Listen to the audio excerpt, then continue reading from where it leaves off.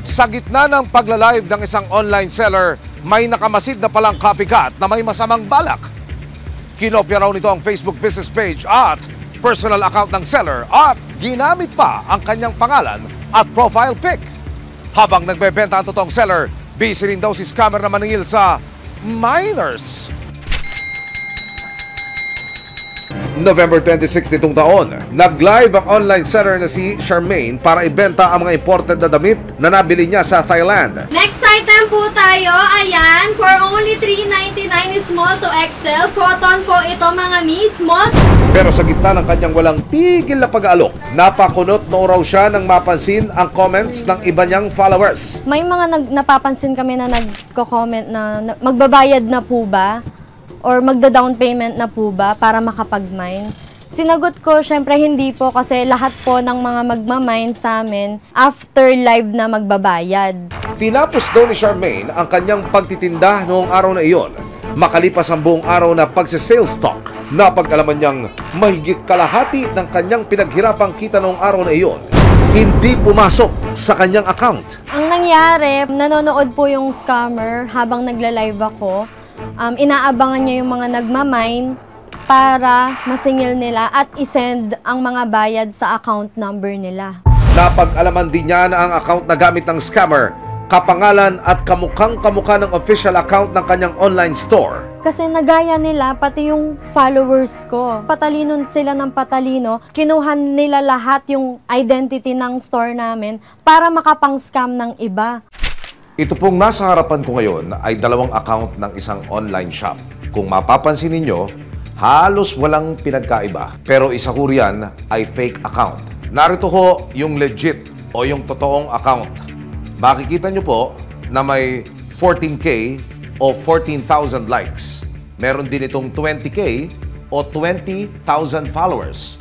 Samantalang dito ho sa isang account, meron ding parehong impormasyon pero ang pinagkaiba rito ho sa account na ito, nakatype lamang at kapag pinindot, wala pong lumalabas na followers o friends. November 26 nitong taon, nag-live ang online seller na si Charmaine. Next item po tayo. Pero sa gitna ng kanyang walang tigil na pag-aalok, napakunot na raw siya nang mapansin ang comments ng iba niyang followers. May mga napapansin kami na nagko-comment na magbabayad na po ba? Napag-alaman niyang mahigit kalahati ng kanyang pinaghirapang kita noong araw na iyon hindi pumasok sa kanyang account. Nanonood po yung scammer habang nagla-live ako.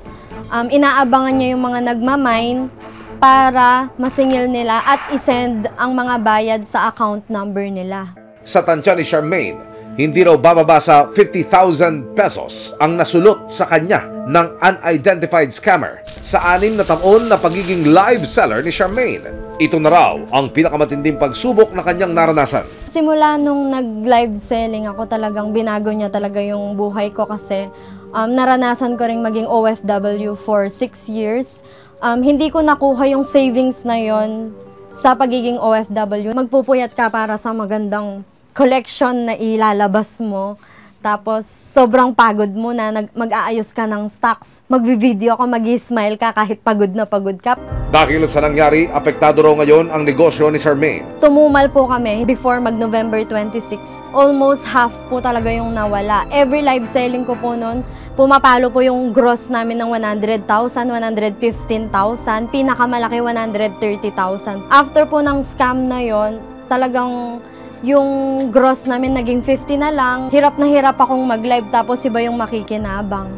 Ito po yung mga napamine namin. Nag-expect kami na mas dadami pa lalo dahil nga papalapit na po yung Pasko.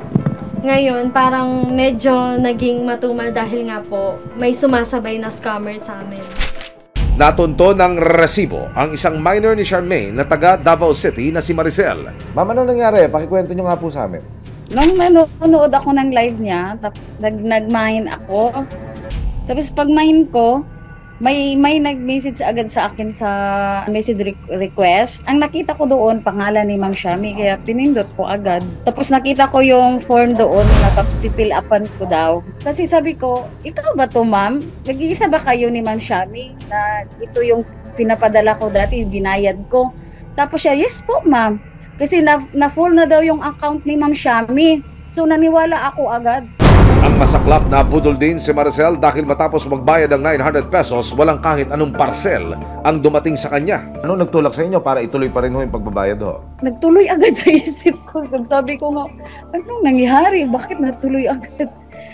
Hindi ko talaga alam. Ano naging feeling nyo ho pagkatapos? Nanghihinayan kasi yung pera. Kahit makaunti lang yun, sir, malaking bagay na yun sa akin. Dahil sa nangyari, nanawagan si Charmaine sa kanyang followers. So ayan Mi, nakapin na po dyan. Dyan lang kayo magbabayad sa aming account number. Wala po kaming ibang account na ginagamit. Ayan, ganyan sila mag-invoice na meron silang ganyang format. Hindi ganyan ang format namin sa mga invoice namin. Ingat-ingat po kayo sa mga scammers na yan. December 10, kasama ang resibo, pumunta si Charmaine sa National Bureau of Investigation, Pampanga, para formal na magsampa ng reklamo sa pamamagitan ng detalye ng electronic wallet na ibinigay ng scammer di umano. Tutukuyin daw ng mga operatiba kung sino ang nasa likod ng panunulot ng kita ni Charmaine. Ang pinaka-importante yung public awareness. Kaya sinasamantala nila yung pagkakataon na ganitong season na siyempre yung economy natin nagbo-boom. Maaari raw maharap ang scammer sa mga kasong paglabag sa Republic Act 10175 o ang Anti-Cybercrime Act of 2012 tulad ng Computer-Related Identity Theft, Fraud at Estafa. Pwede rin siyang kasuhan ng paglabag sa RA 12010 o Anti-Financial Accounts Scamming Act. Nasa 6 hanggang 40 taon ang pagkakakulong para sa mga kasong ito kung sakaling mapatunayang nagkasala. Wala mang suspect o lead sa ngayon. Mas kampante na raw si Charmaine na bumalik na sa paghahanap buhay. Parang nakahinga ako ng maluwag dahil may nasimulan na akong step para mahuli yung mga gumawa ng mga biktima ng mga customer ko at para maklear na rin yung pangalan ng negosyo ko. Ayon sa Scam Watch Philippines, isang cybersecurity movement na kinikilala ng Department of Information and Communications Technology o DICT, kailangan daw maging mas maingat lalo na ngayong nalalapit ang Pasko. Mas maraming nagtatry mang-scam sa panahon ng Pasko, kaya dapat doble ingat tayo dahil magpapasko. Maraming pera ang tao kung Pasko, maraming nagpapadeliver, maraming gustong bumili ng regalo sa mga tao. Mayroon din daw tinatawag na 12 scams of Christmas na dapat bantayan ng mga mamamayan. Base sa listahan na inilabas ng DICT, kabilang sa 12 scams of Christmas ay ang fake online charities o nagpapanggap na nanghihingi ng tulong para sa makabuluhang layunin, phishing link na isinend sa text o email, fake deliveries, fake tech support, fake relatives o kaanak, scammers na nagpapanggap na kaanak, online shopping scams, love scams, fake job offer scammers na nagmamakaawa ng makakuha ng tulong online, scammers na nananakot na may nilabag ka raw na batas, at mga patalastas o commercial na may too good to be true na offers. Ngayong Kapaskuhan na sinasabing panahon ng bigayan, dapat ding tandaan na para sa iba, ito'y panahon din para makapanlabang. Kaya kung sakaling maging biktima, nariyan ang mga ahensya ng gobyerno para dinggin ang anumang karanasan, magkano man ang halagang pinag-uusapan.